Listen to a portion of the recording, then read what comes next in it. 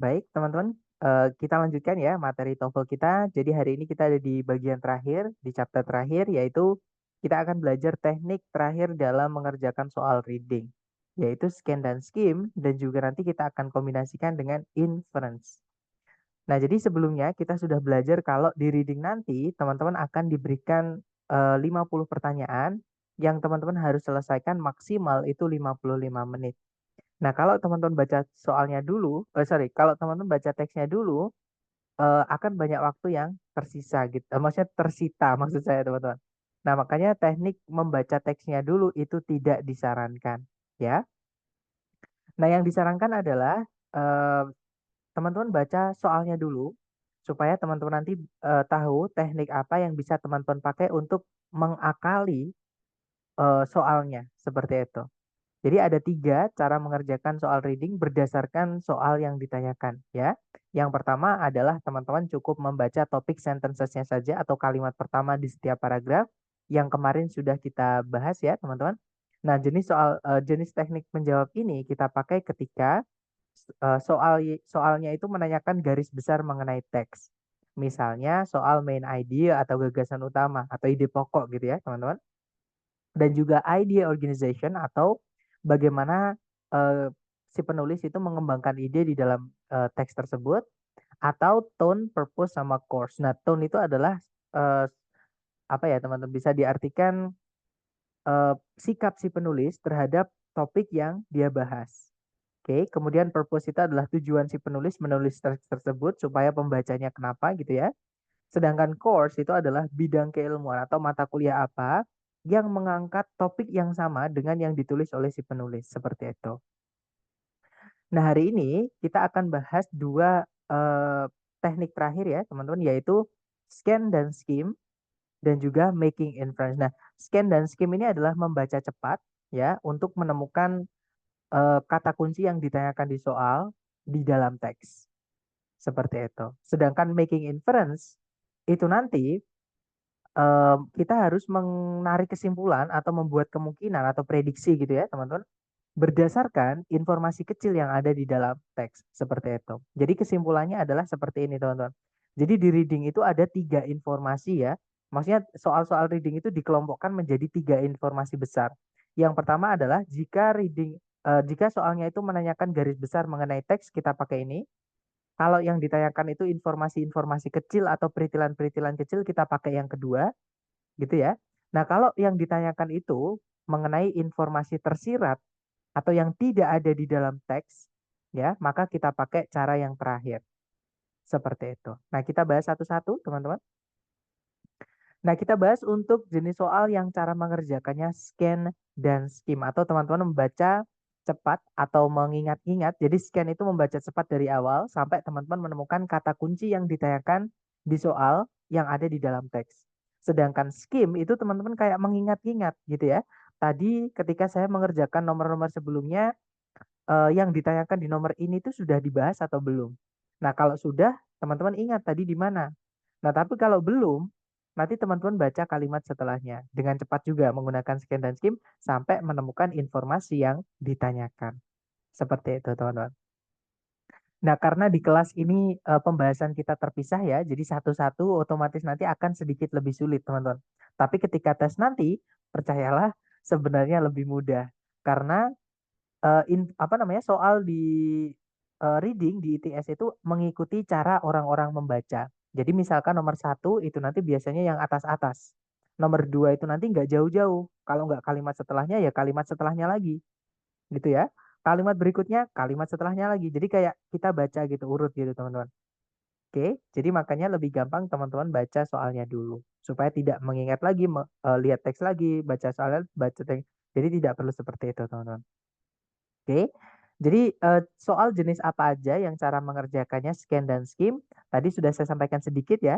Jadi scan dan skim ini kita pakai untuk menjawab soal reading yang soalnya itu menanyakan tentang specific information teman-teman, atau informasi-informasi kecil yang ada di dalam teks. Oke. Nah, contohnya soal yang pertama yaitu locate information. Locate information itu adalah jenis soal yang meminta teman-teman mencari di mana si penulis itu membahas atau menyebutkan kata kunci yang ditanyakan di soal. di dalam teks, gitu ya. Nah, contohnya seperti ini, teman-teman. Nah, untuk jenis soal locate information ini, teman-teman bisa kenali dari pilihan ABCD-nya. Jadi ada lines berapa, lines berapa, lines berapa gitu ya. Nah, lines ini maksudnya baris, teman-teman. Jadi baris berapa gitu ya. Nah, contoh di situ soalnya berbunyi, di manakah di dalam teks penulis itu membahas komposisi dari meteor.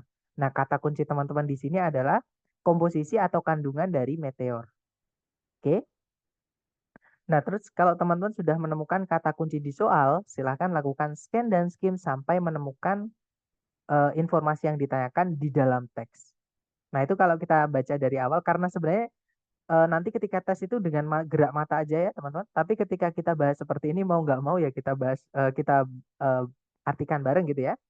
Nah, di situ dia kalau diartikan kurang lebih, Meteor Crater ini nama, yaitu sebuah kawah besar kira-kira 40 mil timurnya Flagstaff, Arizona, merupakan atau umumnya gitu ya, diperkirakan oleh para ilmuwan telah terbentuk sebagai akibat dari tubrukan meteor yang mempunyai berat 60.000 ton sekitar 50.000 tahun yang lalu. Nah, belum ada ya informasi tentang kandungan meteornya, teman-teman. Kita lanjutkan. Meteor tersebut gitu ya, yang terbuat dari nikel dan besi. Nah, jadi apa letaknya di sini ya? Meteor tersebut itu kandungannya adalah nikel dan besi, teman-teman, karena dia dibuat dari nikel dan besi, gitu ya. Nah, sekarang kita hitung, teman-teman, dia masuk ke dalam baris keberapa. Nah, kalau menemukan soal ini, pasti teman-teman nanti dikasih petunjuk ini ya. Jadi setiap kelipatan 5, baris kelima, teman-teman akan dikasih petunjuk seperti ini. Jadi 5, 10, 15, 20, seperti itu. Gitu ya. Nah, karena di situ letaknya di atasnya baris kelima, berarti ini baris keempat. Oke, nah jadi jawabannya adalah yang Bravo. Seperti itu, teman-teman. Sir, ada gambarnya enggak? Ada, Sir. Maksudnya, teman-teman, gambar apa ya?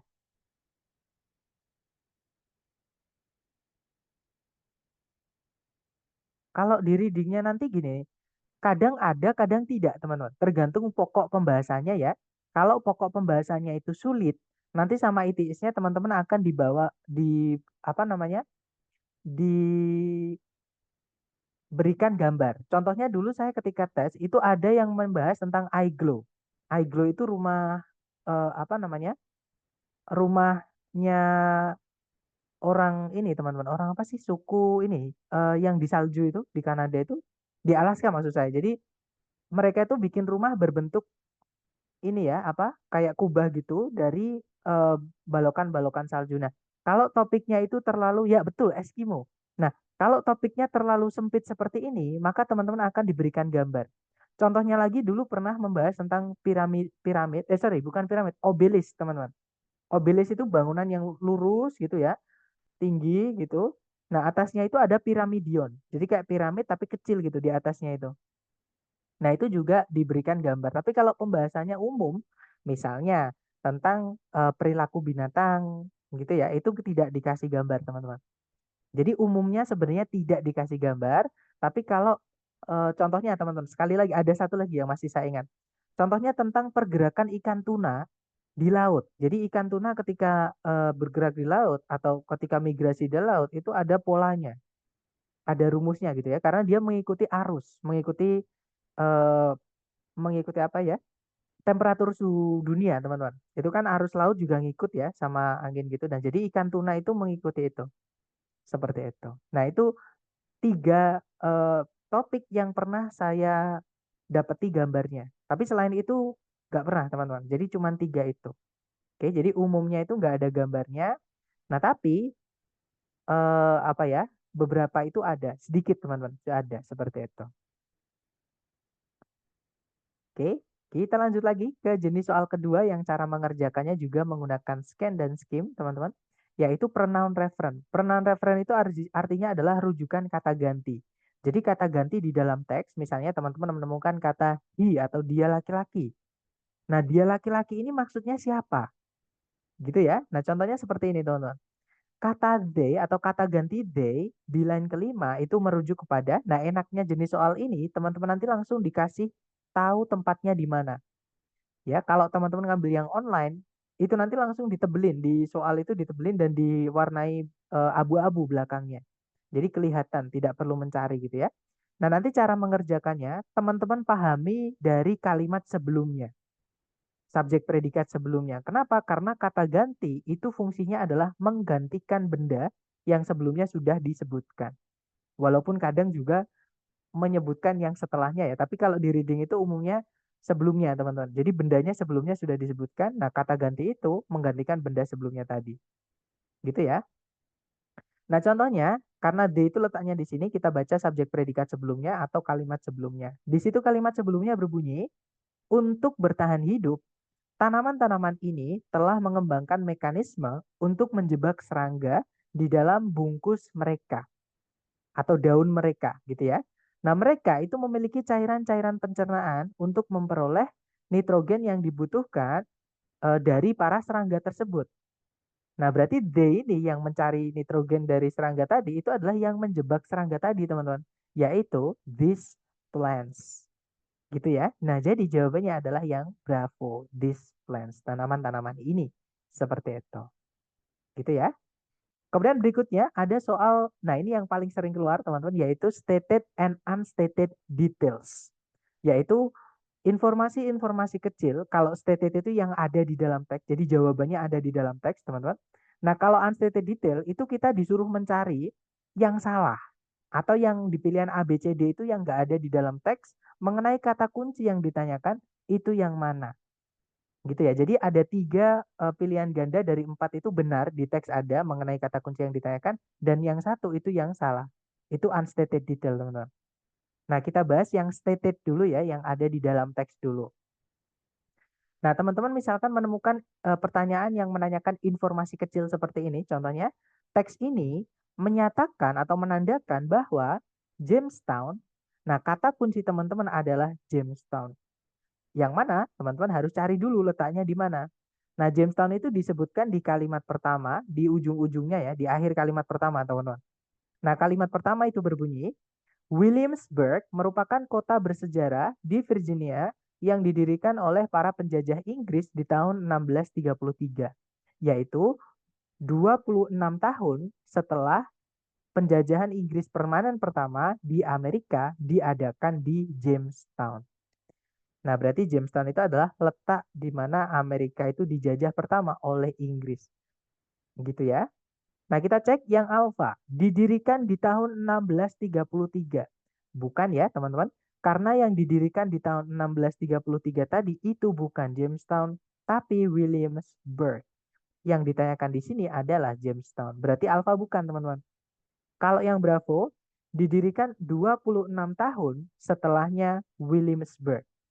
Nah, kalau ini kebalik, teman-teman. Justru Williamsburg lah yang didirikan 26 tahun setelahnya Jamestown.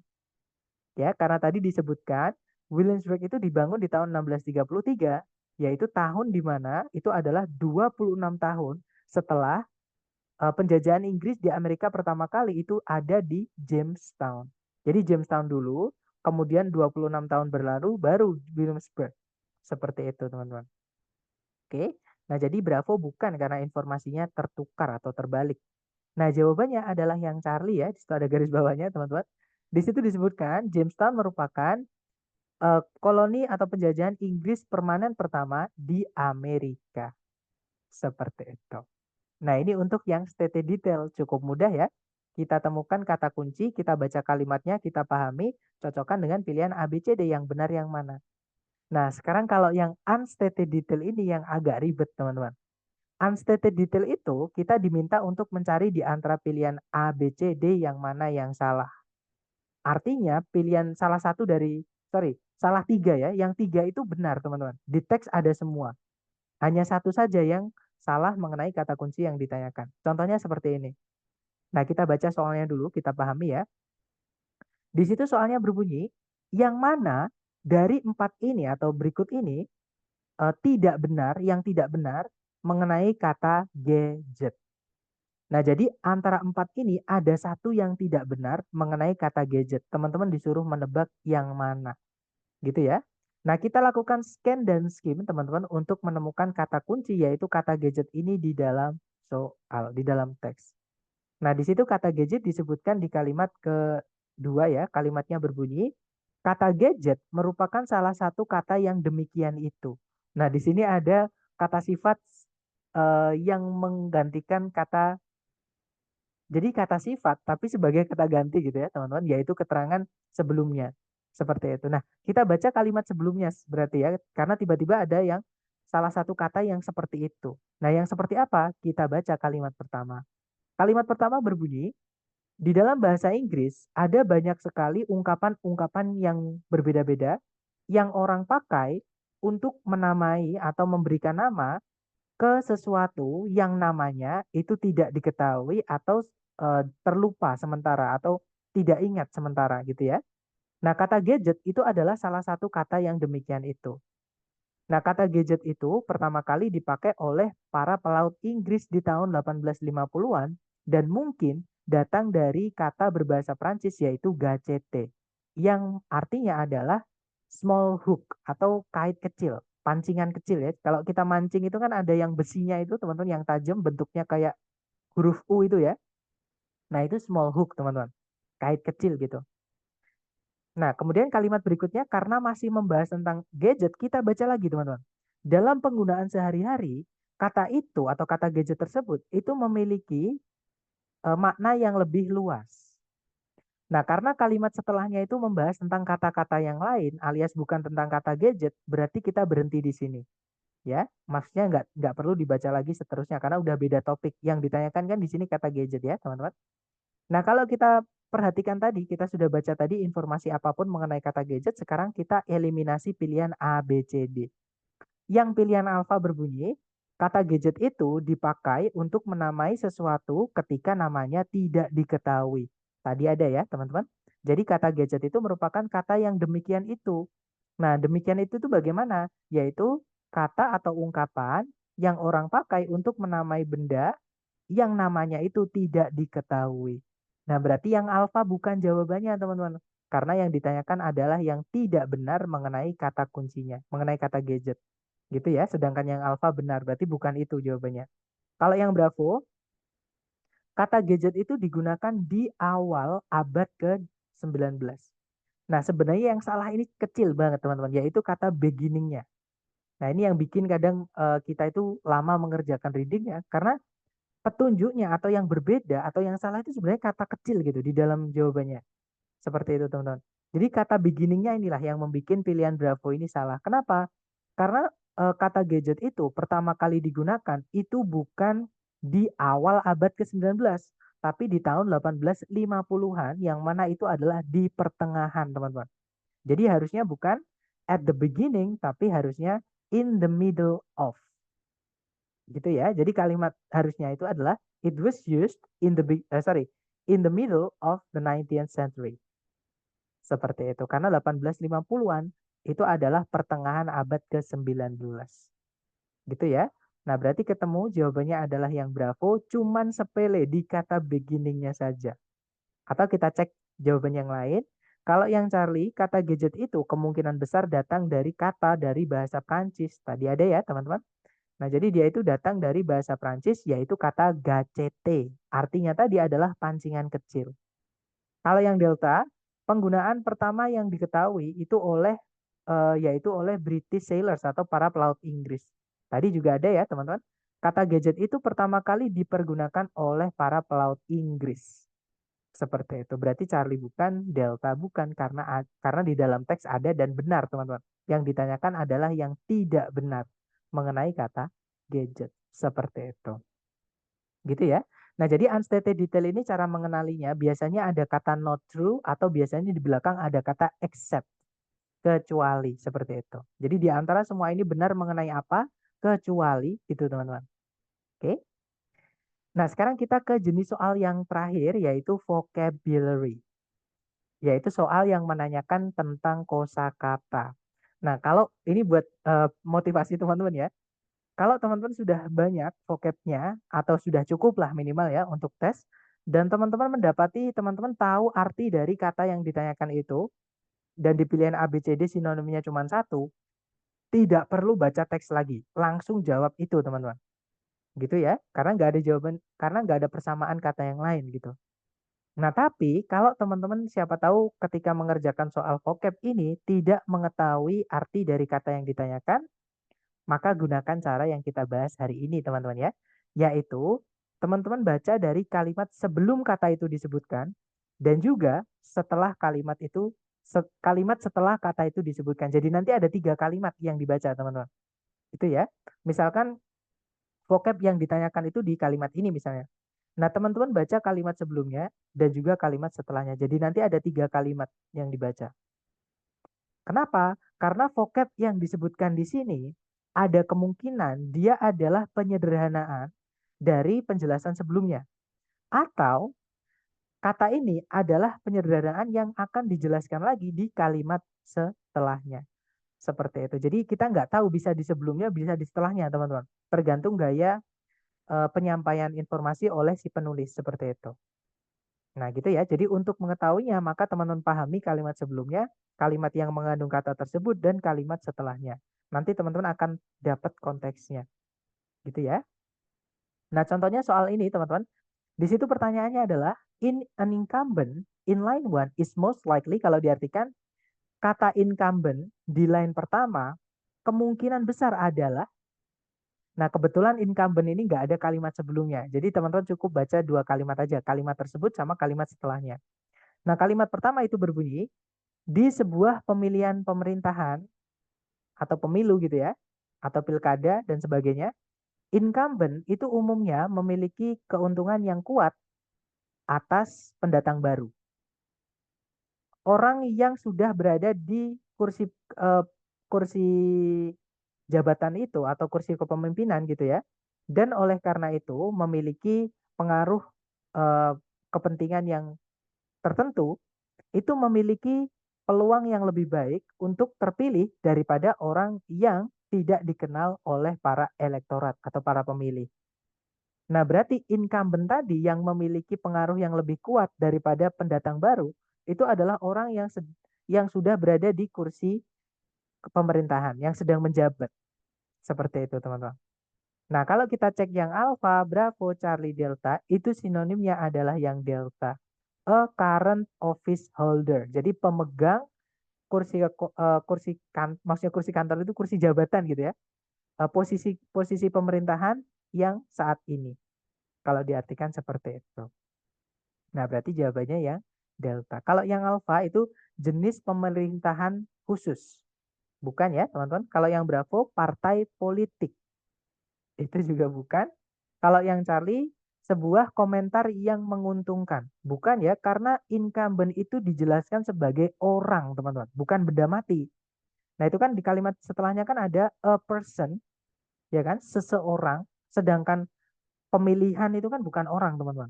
Pemilihan itu benda mati, itu adalah proses atau aktivitas yang dilakukan oleh manusia. Tapi bukan manusianya, itu aktivitasnya, benda mati. Partai politik itu juga benda mati ya. Komentar itu juga benda mati. Nah, satu-satunya yang manusia yang delta itu pemegang kursi jabatan saat ini seperti itu. Gitu ya, teman-teman. Nah, banyak sebenarnya teman-teman akan mendapatkan cara cepat dari mengerjakan soal contohnya yang barusan kita lakukan tadi dengan mengetahui manusia atau bukannya. Nah, tapi teknik itu akan teman-teman dapatkan dari sering-sering latihan. Seperti itu. Nah, makanya karena pembahasan sudah selesai, mari kita lanjut ke latihan. Ya, teman-teman. Dipraktekkan yang sudah teman-teman pelajari tadi, jangan takut salah ya, kita belajar. Waktunya 1 menit dimulai dari sekarang. Silahkan teman-teman.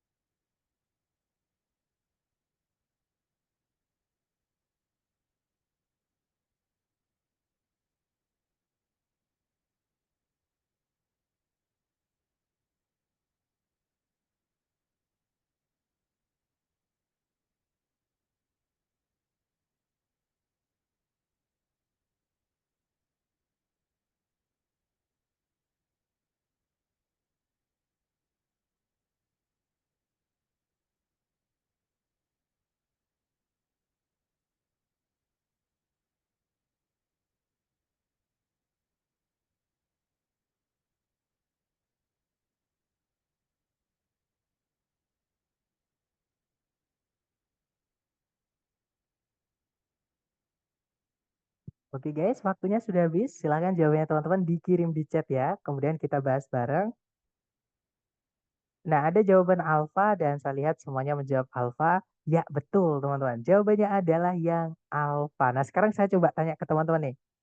Itu kan pertanyaannya gini teman-teman. Di mana di teks penulis itu menamai atau menyebutkan nama atau menyebutkan sebutan gitu ya dari gajah betina tertua dari kawanan gajah.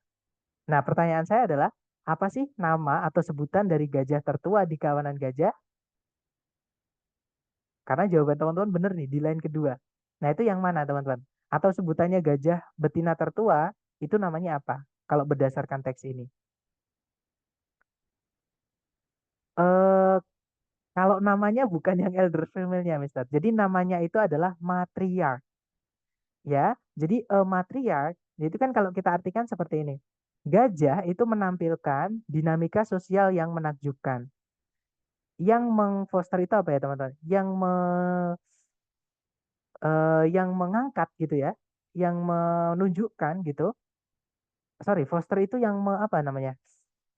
Mengasuh gitu, yang mengasuh unit-unit keluarga yang kohesif, yang berpusat atau yang berdasarkan pada gitu ya, panduan dari seekor matriark. Nah, matriark itu apa? Dijelaskan di kalimat setelahnya. This elder female, yaitu betina tertua ini, yang biasanya merupakan yang paling berpengalaman dan paling berpengetahuan, itu mengambil posisi ke kepemimpinan, peran kepemimpinan di dalam kawanan tersebut. Nah, jadi nama dari elder female atau ketua betina, jadi memang kalau gajah itu dipimpinnya oleh yang betina, teman-teman, bukan pejantan gitu ya. Nah, namanya pemimpin gajah betina tersebut itu adalah matriark. Seperti itu. Nah, letaknya di line kedua ya, teman-teman, di baris kedua di situ. Oke, jadi jawabannya yang tepat adalah yang alfa. Seperti itu.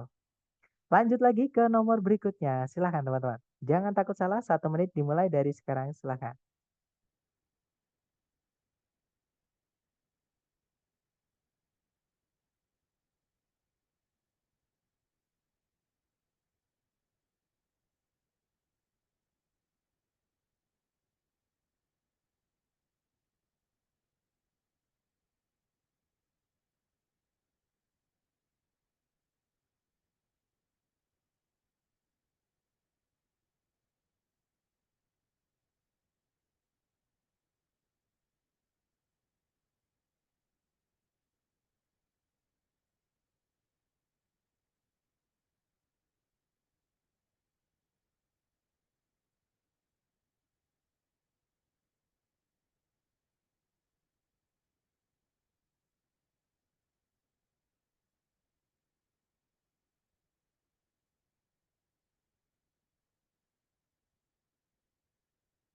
Oke, waktunya sudah habis. Silahkan jawabannya teman-teman dikirim di chat. Kemudian kita bahas bareng ya. Baik, ada jawaban Charlie, Charlie ada juga Delta. Mari kita cek bareng teman-teman. Seperti biasa dibaca soalnya dulu kalau di reading, oke, supaya menghemat waktu teman-teman. Nah, di situ kalimatnya berbunyi kata use is closest in meaning to, jadi paling mendekati maknanya dengan.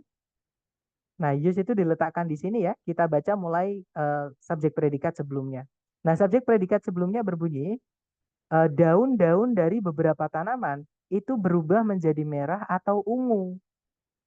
Nah, teman-teman masih ingat, ini namanya apositif, teman-teman. Apositif itu adalah pemendekan dari adjective clause.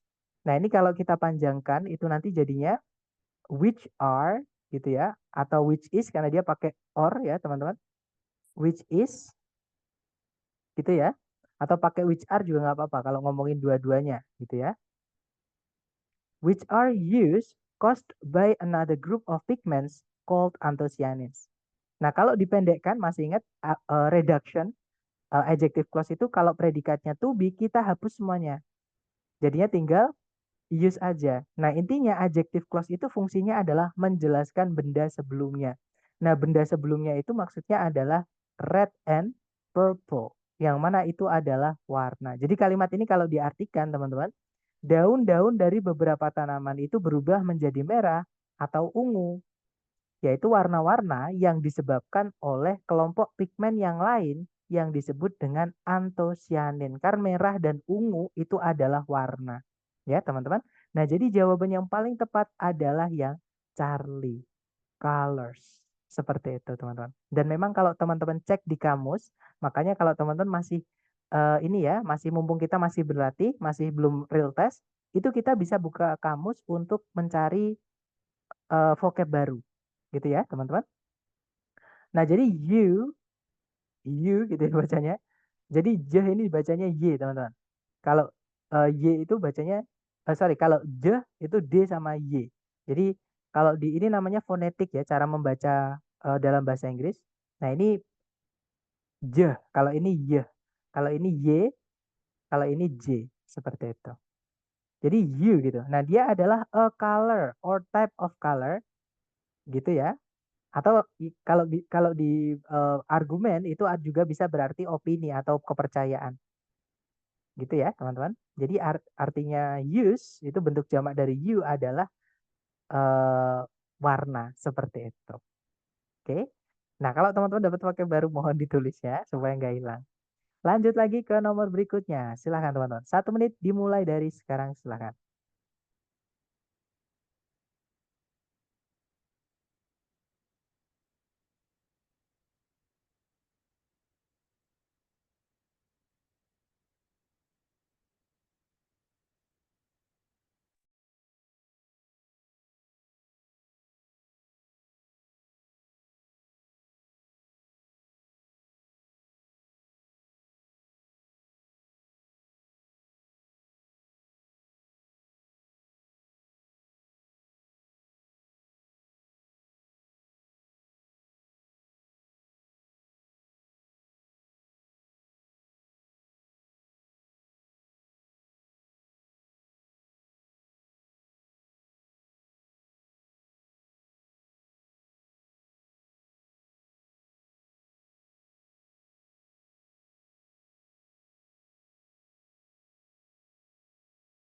Alright guys, thumbs up. Silahkan jawabannya dikirim di chat. Ada jawaban Delta, Charlie. Oke, mari kita cek bareng ya. Seperti biasa kita baca dulu soalnya. Di situ soalnya berbunyi, berdasarkan paragraf ketiga, bagaimanakah antosianin itu berbeda dari pigmen-pigmen tanaman yang lain? Nah, itu di paragraf ketiga letaknya ada di kalimat kedua, teman-teman. Ada kata unlike. Unlike itu tidak seperti, itu preposisi, teman-teman. Jadi tidak seperti klorofil dan karotenoid, yaitu pigmen hijau daun dan pigmen kalau karotenoid itu apa ya teman-teman warnanya kalau klorofil kan hijau. Kalau karotenoid itu ini ya, kuning, coklat atau orange. Gitu ya. Itu adalah yang karotenoid seperti itu. Oke. Nah, jadi tidak seperti klorofil zat hijau daun sama karotenoid zat oranye, kuning dan coklat daun, antosianin yaitu merah dan ungu itu biasanya tidak diproduksi hingga akhir eh, musim pertumbuhan. Jadi di awal-awal itu antosianin nggak ada, teman-teman. Adanya di akhir karena dia tidak diproduksi sampai akhir musim pertumbuhan seperti itu, musim tumbuh gitu ya. Nah, berarti jawaban yang paling tepat itu adalah yang delta. Oke, kalimatnya berbunyi antosianin itu tidak ada di daun-daun selama bagian awal dari musim tumbuh. Gitu ya. Kalau yang Charlie kenapa salah? Kalau yang Charlie itu dia bilang antosianin itu memerlukan klorofil dan karotenoid supaya memproduksi warna. Kan nggak ada ya seperti tadi teman-teman keterangan bahwa antosianin itu harus eh, memerlukan klorofil dulu sama karotenoid. Artinya tidak ada karena tidak ada di dalam teks kita tidak bisa pilih yang Charlie. Kalau yang Bravo, antosianin itu tidak ada di daun-daun dari pohon-pohon yang berbuah. Nah, padahal kalau kita baca di kalimat seterusnya, antosianin itu tin itu kata kerja ya, teman-teman. Itu artinya memberi warna beberapa buah seperti cranberry, eh, apa namanya anggur ungu dan juga strawberries. Nah, berarti dia ada di dalam pohon yang berbuah seperti itu. Berarti Bravo bukan ya. Kalau yang Charlie antosianin itu biasanya dihasilkan dalam jumlah yang besar. Nah, perbedaannya bukan pada jumlah, tapi pada waktu produksi atau waktu kemunculan. Antosianin itu kapan munculnya? Seperti itu, teman-teman. Gitu ya. Nah, yang alfa bukan seperti itu. Jadi jawabannya adalah yang delta, teman-teman. Lanjut lagi ke nomor berikutnya. Silahkan, 1 menit dimulai dari sekarang. Silahkan, teman-teman.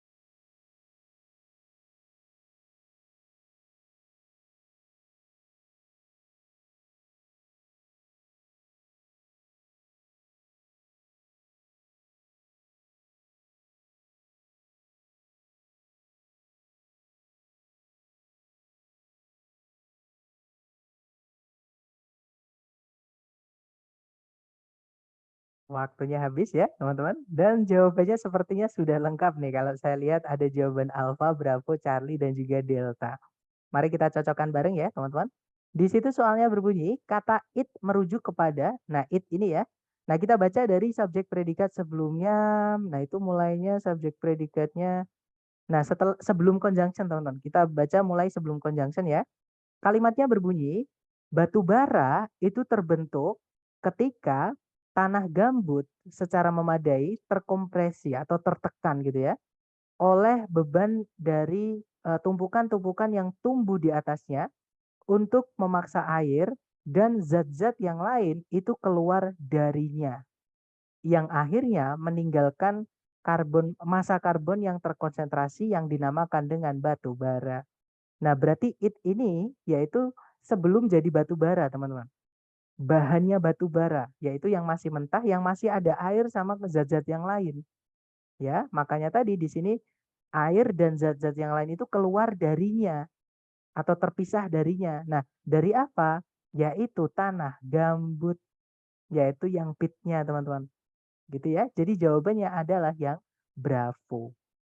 Jadi kalau diartikan batu bara itu terbentuk ketika tanah gambut itu tertekan atasnya oleh tanah-tanah atau tumbuhan yang di atasnya gitu ya. Karena makin berat, tekanan makin besar, akhirnya tertekan. Jadi kayak apa ya bahasa saya itu kayak terhimpit gitu teman-teman. Jadi kan air dan zat-zat yang lain itu akhirnya terperas, akhirnya jadi keluar, naik gitu ya. Nah, yang terhimpit tadi itu akhirnya jadi padat, akhirnya jadi batu bara tadi. Nah, kalau yang sebelum padat atau yang masih ada air sama zatnya itu namanya pit atau tanah gambut. Seperti itu. Makanya jawabannya Bravo. Gitu ya. Lanjut lagi ke nomor berikutnya. Silahkan teman-teman. 1 menit dimulai dari sekarang. Silahkan.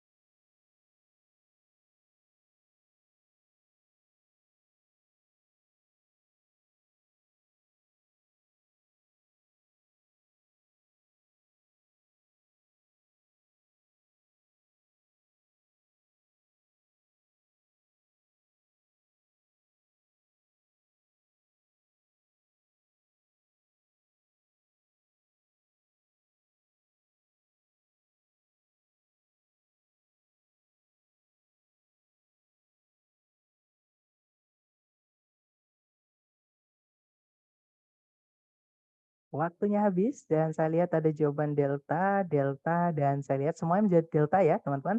Dan memang betul jawabannya adalah yang delta. Karena migration itu artinya adalah migrasi. Yang mana itu perpindahan penduduk dari satu tempat ke tempat yang lain teman-teman. Nah di pilihan ABCD yang artinya perpindahan itu adalah yang delta. Karena kalimat ini berbunyi country life movement atau gerakan country life di awal abad ke-20-an Amerika Serikat itu diawali oleh sekelompok pejuang reformasi gitu ya, yang berorientasi secara sosial, yang percaya bahwa bangsa tersebut atau Amerika Serikat sebagai satu kesatuan itu akan dilemahkan atau akan menjadi semakin lemah gitu ya maksudnya, karena atau oleh eh, migrasi yang terus-menerus dari anak-anak muda yang ambisi dan cerdas dari desa menuju kota karena ketidakpuasan mereka dengan standar hidup desa dan institusi-institusi sosial desa seperti itu. Nah, jadi migrasi di situ maksudnya perpindahan. Jadi anak-anak muda yang awalnya di desa pindah ke kota untuk mencari standar hidup yang lebih layak gitu ya, teman-teman. Nah, jadi jawabannya yang delta. Nice, lanjut lagi ke nomor berikutnya. Silahkan. Waktunya 1 menit dimulai dari sekarang. Silahkan teman-teman.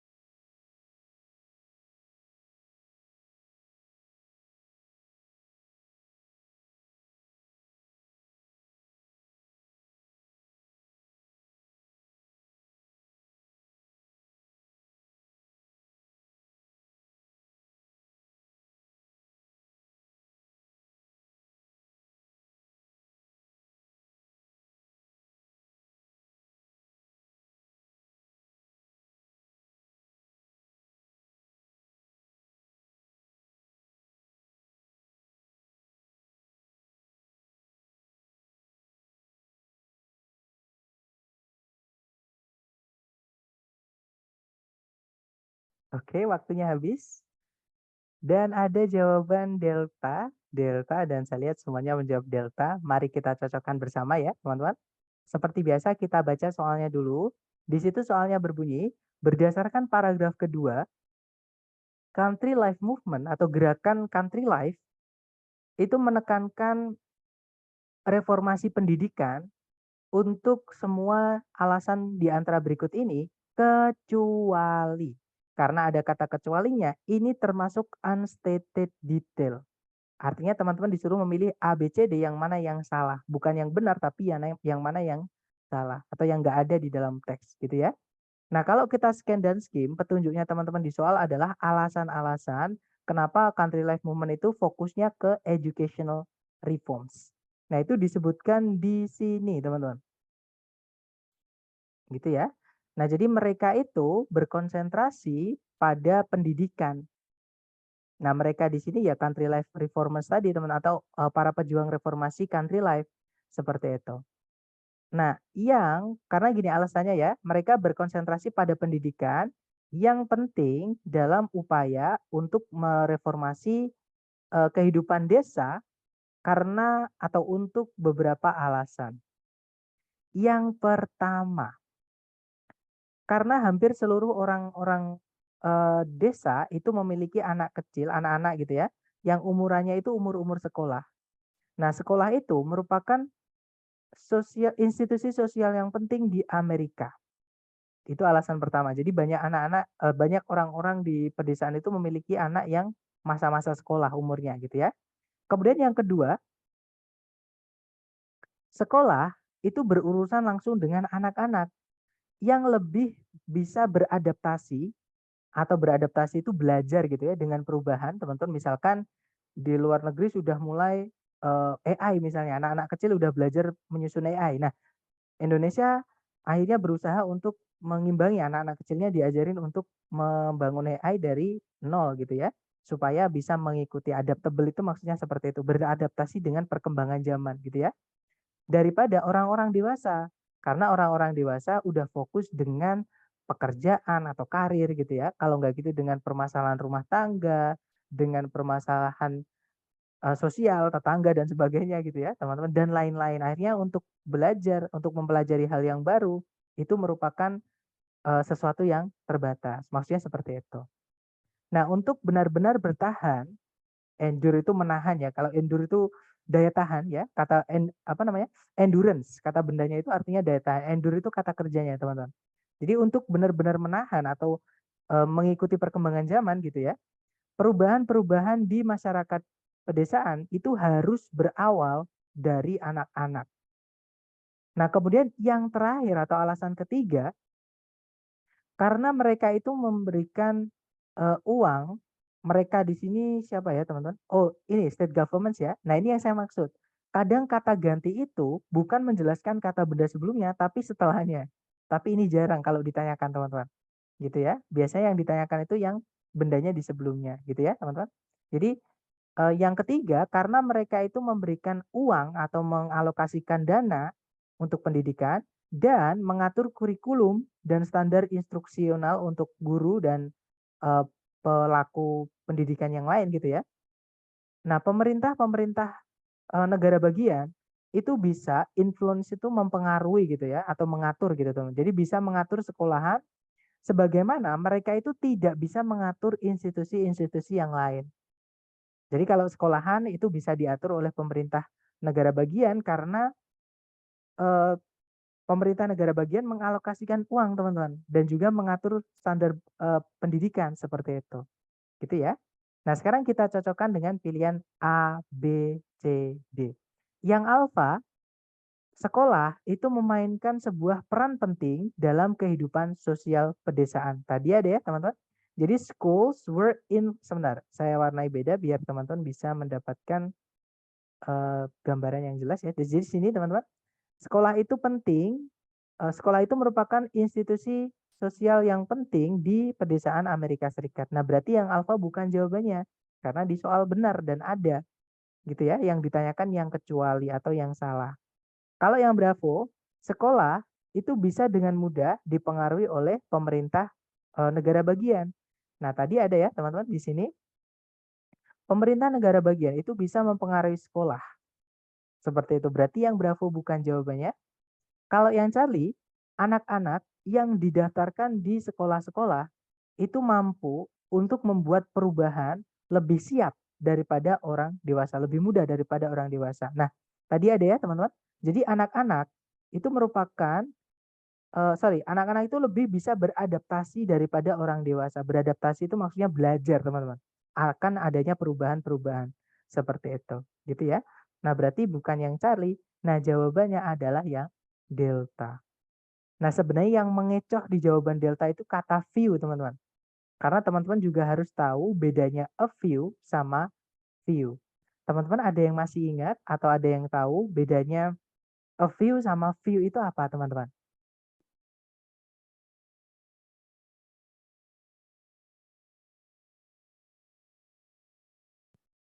Nggak ada yang ingat ya, tapi nggak apa-apa.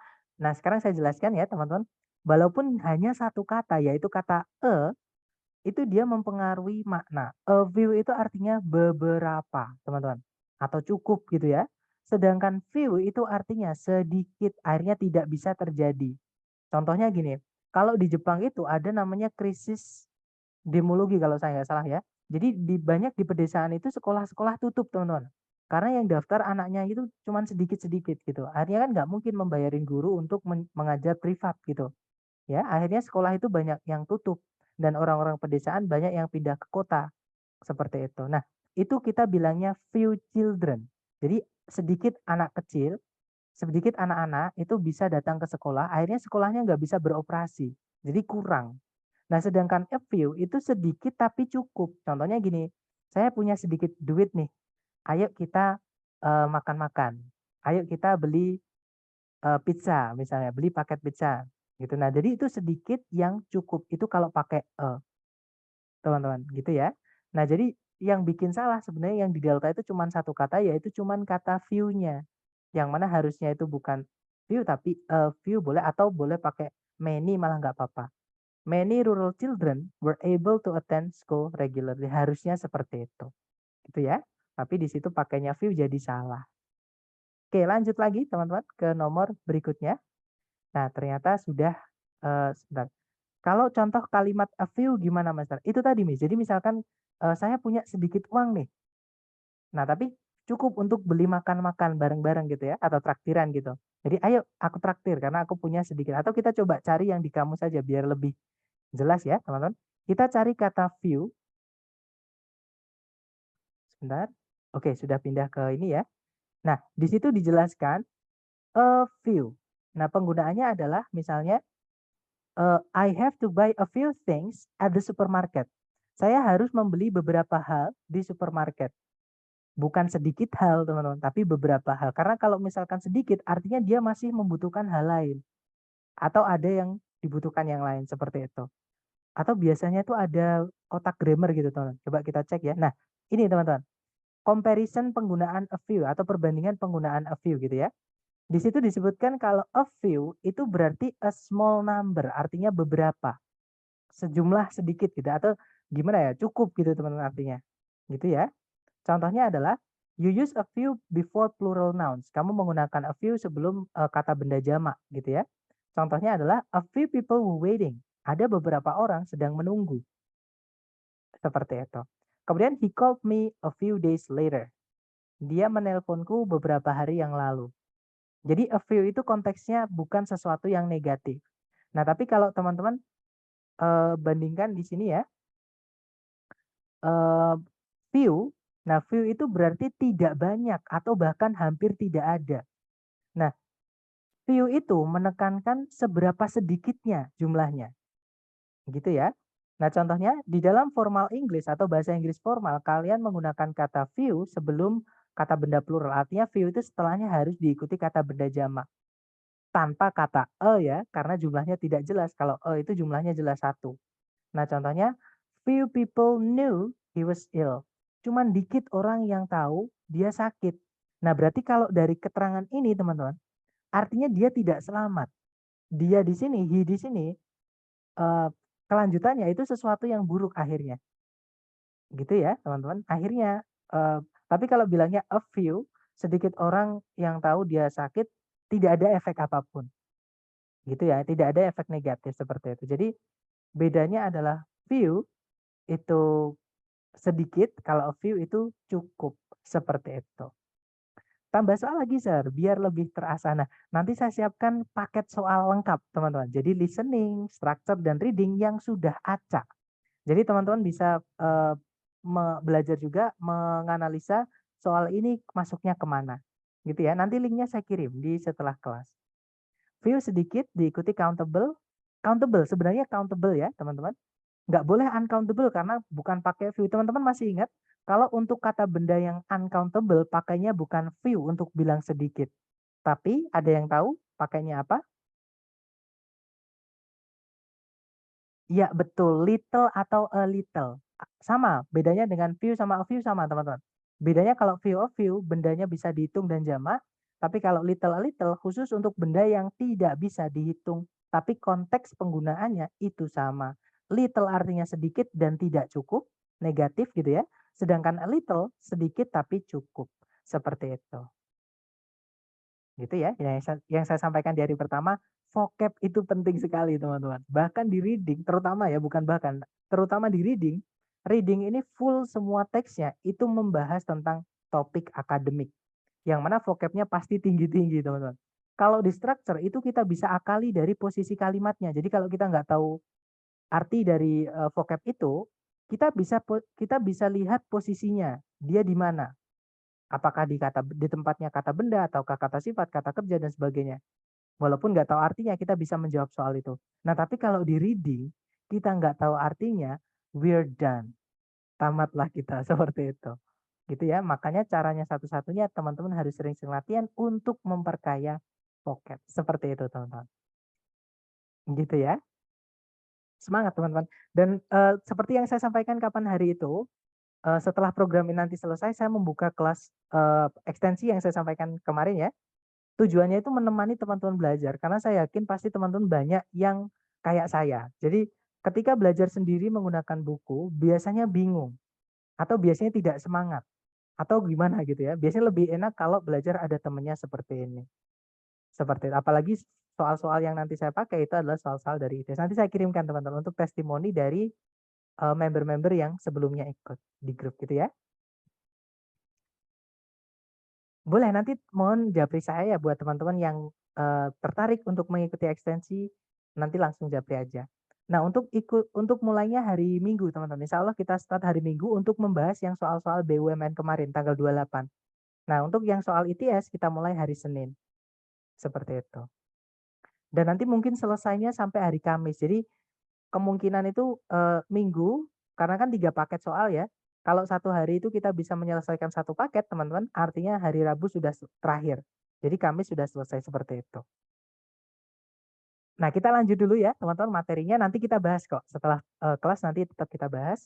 Nah, jadi jenis atau strategi terakhir, teknik terakhir dalam mengerjakan soal reading adalah making inferences atau menarik kesimpulan atau membuat kesimpulan prediksi berdasarkan informasi yang ada di dalam teks.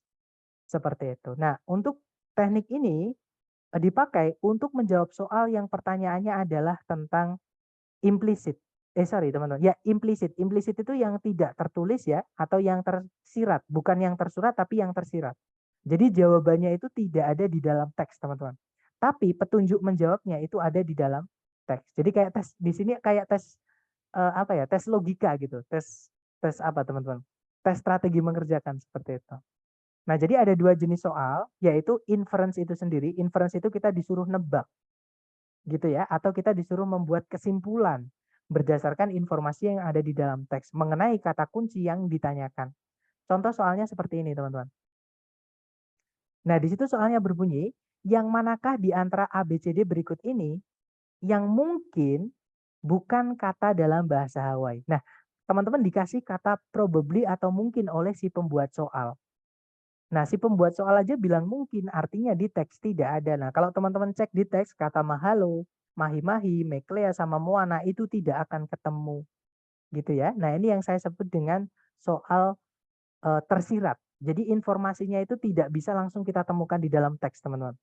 Nah, cuman di sini kita dikasih petunjuk, yaitu kata dalam bahasa Hawaii. Yang mana itu kalau kita scan dan skim, jadi tekniknya tetap menggunakan scan dan skim ya, teman-teman. Itu kita temukan di paragraf pertama. Nah, paragrafnya berbunyi, bahasa Hawaii merupakan sebuah bahasa yang merdu, di mana semua kata itu didapat dari susunan alfabet atau ABCD gitu ya, yang hanya terdiri dari 12 huruf saja. Nah, kalau kita A sampai Z ada 26, teman-teman. Sedangkan bahasa Hawaii itu cuma 12, yaitu huruf vokal A, I, U, E, O yang ada 5, itu ya, dan 7 huruf konsonan yaitu H, K, L, M, N, W atau W. Nah, berarti mereka nggak punya huruf R, mereka nggak punya huruf S, nggak punya huruf Z, nggak punya huruf J, nggak punya huruf G, gitu ya. Jadi hurufnya cuma 12 ini. Nah, kemudian setiap suku kata dalam bahasa tersebut atau bahasa Hawaii itu berakhiran dengan huruf vokal, I, W, O, gitu ya. Nah, kemudian 2 huruf konsonan atau selain I, W, O ya, itu tidak boleh muncul bersamaan, nggak boleh gandeng, teman-teman, harus dipisah. Nah, dari petunjuk ini kita bisa mencocokkan dengan pilihan yang ada A, B, C, D tadi. Nah, yang alfa di situ ada kata mahalo. 3 suku kata. Yang pertama ma, yang kedua ha, yang ketiga lo. Nah, setiap suku kata atau setiap silabel dalam bahasa Hawaii harus berakhiran dengan huruf vokal. Nah, itu hurufnya akhirannya A, dan O, ya kan? Kemudian huruf konsonannya nggak boleh gandeng, teman-teman. Huruf M, huruf H, sama L-nya itu kan nggak ketemu langsung ya, dia terpisah dengan huruf vokalnya, teman-teman. Nah, berarti yang alfa ini mengikuti aturan bahasa Hawaii. Yang ditanyakan tadi adalah yang mungkin bukan kata dalam bahasa Hawaii. Berarti yang alfa bukan jawabannya. Oke? Kalau yang bravo, di situ ada kata mahi-mahi. Ada 4 suku kata, yaitu ma, kemudian hi, kemudian ma, kemudian hi, teman-teman. Oke? Setiap suku kata berakhiran dengan vokal a, i, a, i. Kemudian huruf konsonannya nggak gandeng, tidak bertemu secara langsung ya. Nah, berarti yang bravo ini juga mengikuti aturan bahasa Hawaii. Bukan bravo berarti jawabannya. Oke. Nah, jawabannya di situ adalah yang Charlie ya. Ada yang digarisbawahi di situ yaitu huruf K sama huruf L-nya. Tadi disampaikan kalau konsonan itu tidak boleh muncul bergandengan. Gitu ya. Sedangkan di pilihan Charlie, huruf K sama L-nya itu gandeng. Nah, berarti yang kemungkinan bukan kata dalam bahasa Hawaii adalah meklea. Karena kita punya alasan, teman-teman. yaitu dia tidak mengikuti aturan bahasa Hawaii, yaitu yang konsonannya tidak boleh gandeng, malah digandengin, seperti itu. Jadi jawaban soal ini adalah yang Charlie, seperti itu. Gitu ya, teman-teman. Dan memang harus konsentrasi. Kadang memang kita harus memperhatikan kata ini ya, karena banyak sekali memang member-member saya yang offline dulu sering terjebak dengan kata not. Kadang kita sudah terlalu semangat mencari di soal, sudah ketemu jawabannya apa, lupa dengan kata not. Seperti itu mikirnya di soal ada berarti jawabannya itu. Nah, teman-teman juga harus fokus juga dengan soalnya, gitu ya. Dan itu perlu dilatih, teman-teman. Semangat, lanjut lagi. Itu tadi adalah contoh yang inference, teman-teman. Sekarang soal contoh yang transition. Tapi saya ingin menjelaskan dulu transition itu apa, teman-teman. Jadi transition itu adalah perpindahan paragraf, yaitu yang menjembatani informasi. Jadi paragraf 1 misalnya ya, teman-teman, sebentar. Mohon maaf, kecoret. Jadi misalkan saya punya satu paragraf, paragraf 1 bilang aja gitu ya. Dan paragraf kedua itu tidak boleh langsung berubah topik mendadak, itu nggak boleh. Jadi harus bacaan itu kohesi dan koheren, teman-teman. Kohesi dan koheren itu apa? Kohesi dan koheren itu harus ketika dibaca itu alurnya smooth. Jadi misalkan kalimat sebelumnya dan kalimat setelahnya itu harus ada sambungannya. Tidak boleh langsung tiba-tiba berubah topik.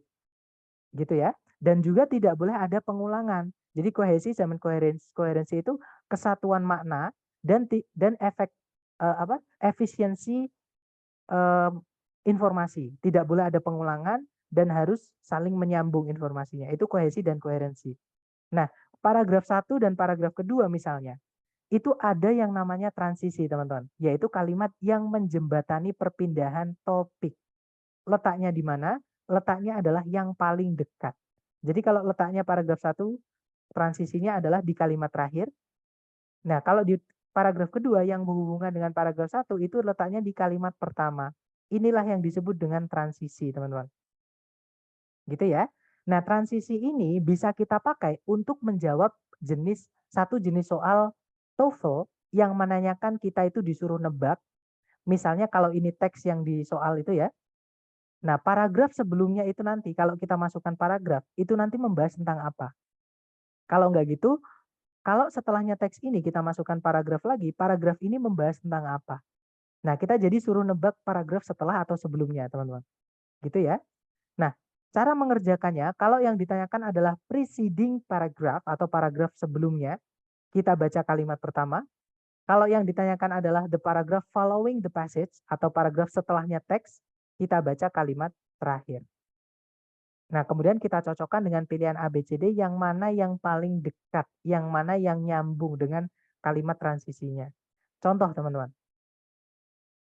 Di situ soalnya berbunyi, paragraf yang mendahului, precede itu artinya mendahului ya. Jadi paragraf yang mendahului teks ini kemungkinan besar membahas. Nah, karena yang ditanyakan adalah yang mendahului, maka kita baca kalimat pertama atau kalimat yang paling atas. Kalimat pertama atau kalimat yang paling atas berbunyi, mitos yang lain mengenai lautan membahas Davy Jones. Nah, tiba-tiba ada kata mitos yang lain mengenai lautan membahas Davy Jones. Nah, berarti paragraf sebelumnya, teman-teman, itu juga ngomongin tentang sebuah mitos dari lautan atau mengenai lautan ya, tapi bukan tentang Davy Jones. Karena Davy Jones ini adalah yang lain atau yang berbeda. Nah, kalau kita cek pilihan A, B, C, D, kenapa yang alfa sama Bravo itu salah? Karena ada sebutan Davy Jones-nya. Tidak boleh Davy Jones dibahas di sini karena dia baru dikenalin di sini, teman-teman. Nanti jadi alurnya tidak jelas gitu ya. Baru dikenalkan di sini tapi sebelumnya udah jelas. Kan nggak bisa gitu ya, teman-teman. Jadi harus diperkenalkan dulu baru diceritakan seperti itu. Nah, berarti Alpha sama Bravo salah karena menyebutkan Davy Jones, yang mana Davy Jones itu adalah cerita yang lain. Seperti atau yang berbeda gitu ya. Nah, jawaban yang paling tepat di situ di garis bawahnya adalah yang Charlie. A different traditional story from the sea. Kalau diartikan cerita tradisional yang berbeda atau kisah tradisional yang lain atau mitos tradisional yang lain dari lautan. Seperti itu. Nah, kalau yang delta itu nggak nyambung ya, teman-teman. Preparing to travel on the ocean. Jadi mempersiapkan atau bersiap-siap untuk melakukan perjalanan laut. Nah, di sini ngomongin tentang prosedur persiapan perjalanan laut, tiba-tiba ngomongin cerita yang lain mengenai lautan membahas tentang Davy Jones kan tiba-tiba berubah topik. Jadi nggak bisa, teman-teman. Oke. Nah, jadi jawabannya adalah ya Charlie. Nah, di sini saya peringatkan ke teman-teman ya, vocab di sini sangat penting, teman-teman. Oke, karena petunjuknya kadang di soal atau di teks itu sangat kecil. Seperti itu. Nah, seperti biasa ya, teman-teman coba dulu. Di sini ada satu soal, waktunya 1 menit, dimulai dari sekarang. Silahkan teman-teman.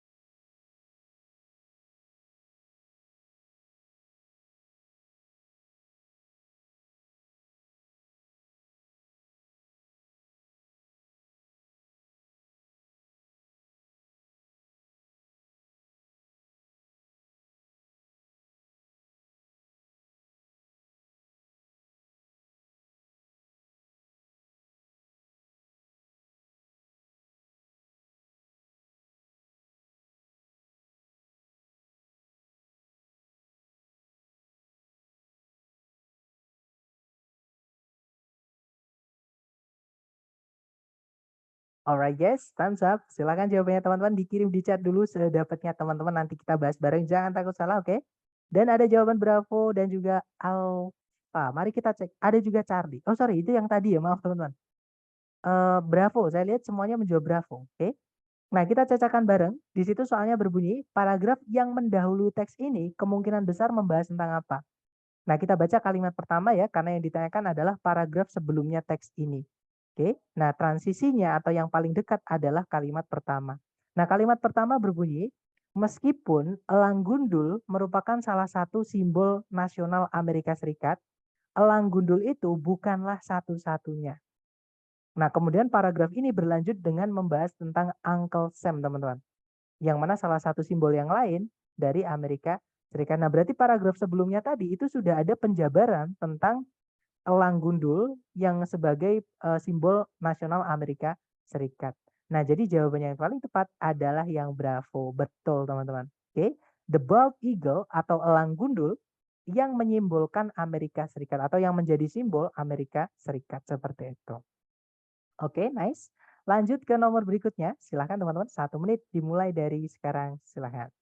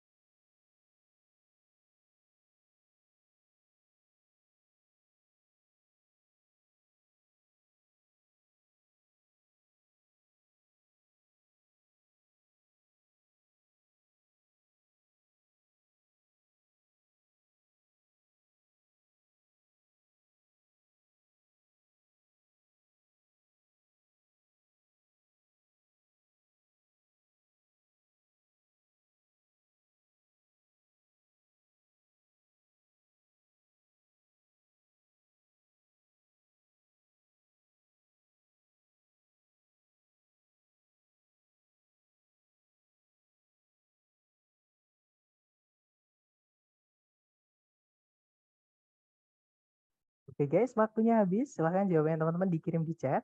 Ada jawaban alfa dan juga delta. Mari kita cek bersama ya.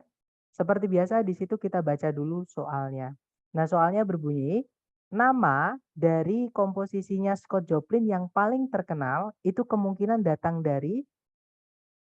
Nah, kata kunci teman-teman adalah nama komposisinya Scott Joplin yang paling terkenal. Nah, di sini ada dua kata kunci sih. Kalau teman-teman mau scan dan skim supaya cepat ya. Cari Scott Joplin, teman-teman. Pertama ya. Nah, Scott Joplin itu disebutkan di sini orangnya.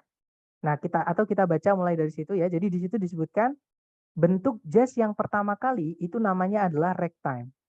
Yaitu lagu-lagu yang sangat lively, itu sangat apa ya, teman-teman? Penuh dengan ketukan gitu. Jadi kayak ramai gitu. Jadi lagu yang ramai, yang aktif banget gitu ya. Atau sebutannya rags yang dimainkan menggunakan piano. Dan eh, pemain ragtime yang paling terkenal dan komposer yang paling terkenal adalah Scott Joplin. Nah, terlahir di tahun 1868 ke keluarga budak. Jadi Amerika Serikat memang zaman dulu ada tahap atau zaman perbudakan gitu ya, teman-teman. Nah, Scott Joplin itu terlahir ke keluarga budak seperti itu. Nah, Scott Joplin itu mendapatkan penghidupannya atau nafkahnya gitu ya, rezekinya itu dari umur yang sangat kecil dengan cara memainkan piano di bar-bar. Bar itu maksudnya tempat-tempat hiburan malam gitu ya, teman-teman, di sepanjang Sungai Mississippi. Nah, salah satu dari pekerjaan rutinnya adalah di Maple Leaf Club. Nah, Maple Leaf Club itu letaknya di Sedalia, Missouri ya. Nah, di sanalah dia mulai menulis komposisinya yang berjumlah lebih dari 500 itu yang kemudian dia hasilkan, maksudnya menjadi lagu ragtime, teman-teman. Nah, kemudian yang komposisi yang paling terkenalnya adalah The Maple Leaf Rag. Jadi pertanyaannya letaknya ternyata di kalimat terakhir, teman-teman. The most famous of which. Yang paling terkenal dari apa? Dari komposisinya Scott Joplin tadi. Namanya adalah Maple Leaf Rag. Nah, pertanyaannya di sini, nama Maple Leaf Rag ini kemungkinan datang dari, nah yang paling mendekati dengan nama Maple Leaf Rag ini teman-teman, itu adalah salah satu tempat dia bekerja, yaitu Maple Leaf Club. Ya, Maple Leaf Club ini adalah bar atau tempat-tempat hiburan malam ya, tempat minum-minum, tempat mabuk-mabuk seperti itu, tempat dia bekerja. Nah, di situ ada live musicnya, dia kerja di sana. Nah, tempatnya itu Maple Leaf Club itu. Makanya dia menamai komposisi yang paling terkenalnya itu Maple Leaf Track seperti itu. Nah, jadi jawaban yang paling tepat adalah yang alfa, teman-teman ya. Jadi jawabannya yang alfa. Nama dari salon, salon itu sinonim dari bar, teman-teman. Jadi kalau kita cek di kamus ya, salon kalau O-nya 2, maaf. Nah, salon itu kalau selun ya bacanya selun itu kalau di eh, apa namanya? Sinonimnya itu adalah kata bar, yaitu a public place atau tempat umum di mana minuman-minuman alkohol itu dijual dan diminum di Amerika Serikat bagian barat di abad ke-19. Nah, beda dengan salon yang O-nya 1, teman-teman. Kalau salon yang O-nya 1 itu adalah tempat perawatan rambut ya. Jadi satu huruf membedakan makna seperti itu. Jadi salon itu a place where you can get your hair cut, have beauty treatments, etc. Seperti itu. Nggak apa-apa teman-teman. Vocab saya juga minim ya. Kita belajar bareng. Jadi kalau teman-teman dapat vocab baru caranya sama. Saya dulu juga nggak tahu teman-teman. Taunya ternyata saya buka di kamus. Ternyata salon itu adalah bars. Seperti itu. Oke. Nah jadi jawabannya yang alfa. Kalau yang Bravo pohon maple dekat rumahnya di Sedalia. Nah kita nggak ada pembahasan pohon maple ya teman-teman. Kalau yang Charlie nama dari kota di mana dia dilahirkan. Nah, di situ itu nggak ada teman-teman. Dia dilahirkan di kota apa? Yang ada dia dilahirkan kepada keluarga budak. Gitu ya. Jadi Charlie bukan. Kalau yang Delta sekolah di mana dia belajar bermain piano itu juga tidak ada. Ya, jadi jawaban yang paling tepat adalah yang Alfa tempat dia bekerja. Seperti itu. Gitu ya. Lanjut lagi teman-teman ke nomor berikutnya. Silahkan. 1 menit dimulai dari sekarang. Silahkan.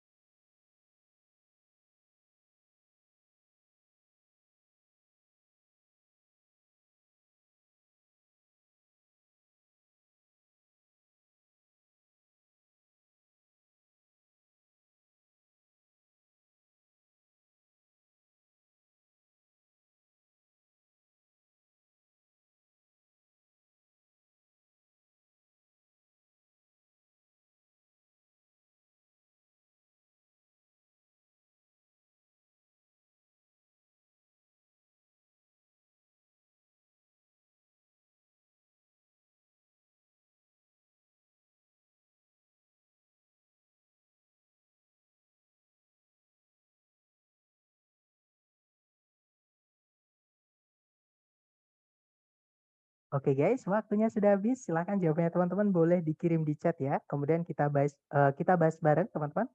Baik, ada jawaban Bravo, Bravo, Charlie dan juga Delta. Mari kita cek bersama.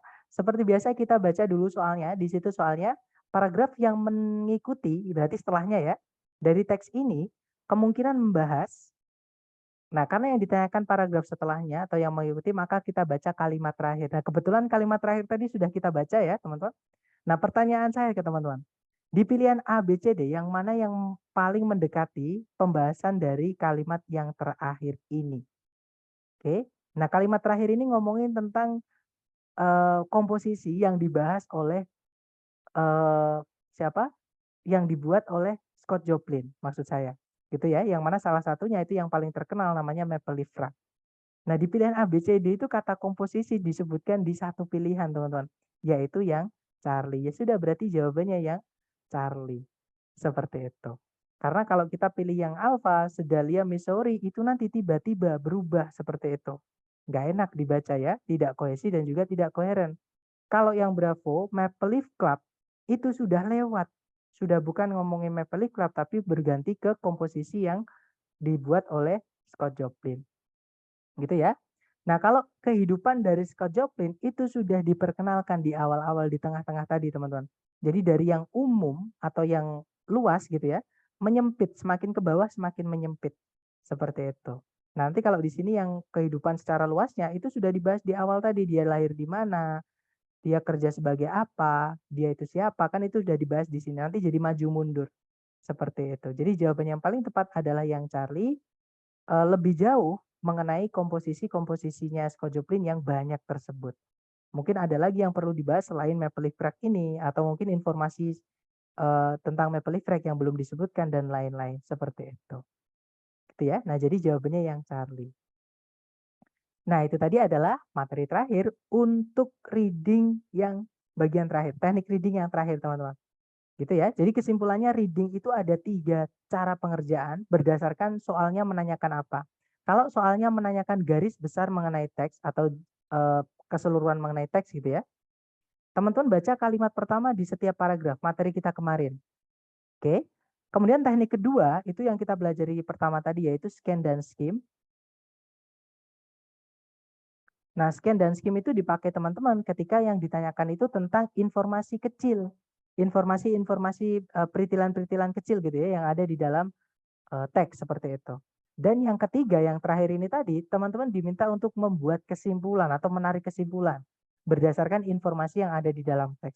Atau informasinya tersirat gitu teman-teman, nggak ada jawabannya di dalam teks. Gitu ya. Nah tadi cara mengerjakannya adalah inference ini. Nah untuk mengkategorikan soal-soal ini, maka teman-teman perlu sering-sering berlatih. Gitu ya.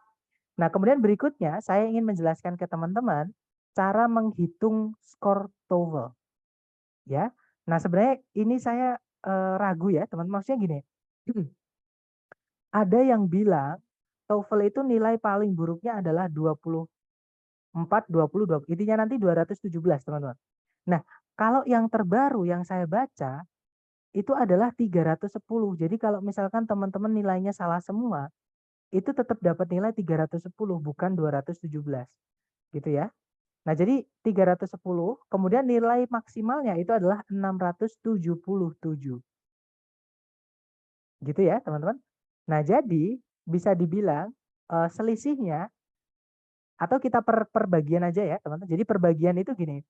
Soal di sorry, untuk skor dulu. Skor dulu kalau di listening. Jadi bagian pertama itu listening, teman-teman. Eh, apa namanya? Kalau misalkan salah semua, itu nilainya adalah 310. Kalau benar semua, itu nilainya adalah 677. Nah, jadi selisihnya adalah 367 ya teman-teman, 367 sih selisihnya. Nah, cara menghitungnya adalah karena karena soal listening itu ada 50 dan kita pengen tahu per soal itu berapa poinnya, maka 367 dibagi 50. Gitu ya, teman-teman. Jadi nanti ketemunya berapa? Jadi per soal nilainya teman-teman di situ. Nanti kalau teman-teman pengen tahu apa namanya? Atau coba kita hitung ya, teman-teman sekalian. Coba saya hitung pakai kalkulator biar cepat. 367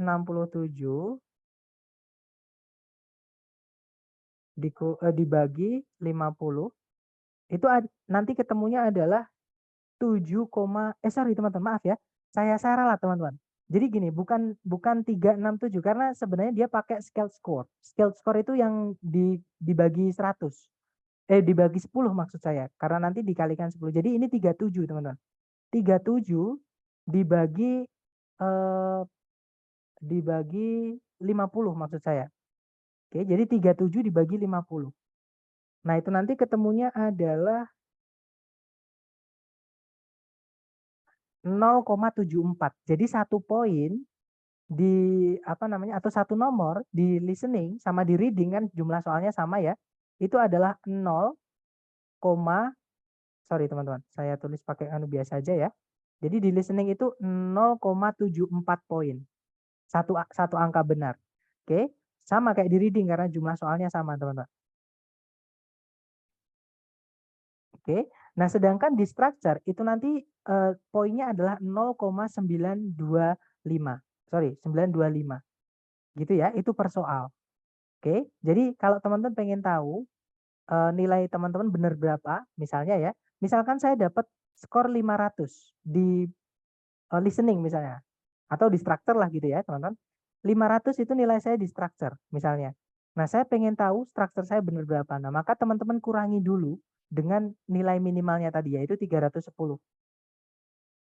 Oke. Nah, 500 kurangi 310 itu adalah ini 0 ini ya, teman-teman. 10, 9. Jadi 190 teman-teman bagi dengan 0,925. Coba kita ini ya, teman-teman. Supaya tahu itu ada berapa gitu, teman-teman. Jadi 0,925 itu dikali berapa? Sorry, ini nolnya harus kita hilangkan 1, teman-teman. Ya. Jadi nolnya kita harus hilangkan 1. Oke, karena kita perhitungannya adalah scale score. Jadi mereka pakai nilai yang nolnya dihilangkan. Jadi 68 itu maksudnya 680. 62 itu maksudnya 620. Gitu ya. Nah, jadi nolnya kita hilangkan. Jadi 19 dibagi 0,925. 19 dibagi 0,925. Nah, berarti teman-teman misalkan dapat nilai 500, itu benernya sekitar 20 soal. Gitu ya. Iya betul. Jadi dibagi 10 dulu. Mohon maaf Mister. Saya tadi lupa ya. Jadi dibagi 10 dulu, baru nanti dibagi ini hasilnya. Oke. Nah, hasilnya itu adalah 20, sekian teman-teman. Tapi kita bulatkan aja ya. Jadi sekitar 20 soal atau 21 soal supaya aman. Lebih amannya teman-teman naikkan. Gitu ya. Jangan diturunkan karena kalau diturunkan nanti bisa kurang dari 500. Jadi supaya teman-teman dapat 500 di soal structure TOEFL itu minimal benernya harus 21. Nah, kurang lebih seperti itu, teman-teman. Oke, dan cara menghitungnya sama nanti di listening. Misalnya listening itu nilai saya 500. Saya pengen tahu benernya berapa. Teman-teman kurangi dulu dengan 310. Nah, nanti 190, teman-teman hilangkan nolnya atau desimalnya dihilangkan, dibulatkan gitu ya. Jadi nanti 19 dibagi 0,74. Kita cek teman-teman. 19 dibagi 0,74 itu sekitar 26 soal. Jadi kalau teman-teman pengen dapat nilai 500 di listening, teman-teman harus benar minimal 26. Ya bisa dianggap separuhnya gitu. Jadi setengah, tapi gini teman-teman. Ini memang ini ya apa ya? Bertergantungan gitu. Bertergantungan itu maksudnya gini. Kadang itu ITS berpatokan pada yang 200, ini yang saya tahu teman-teman, berpatokan pada yang 217, ada yang 310.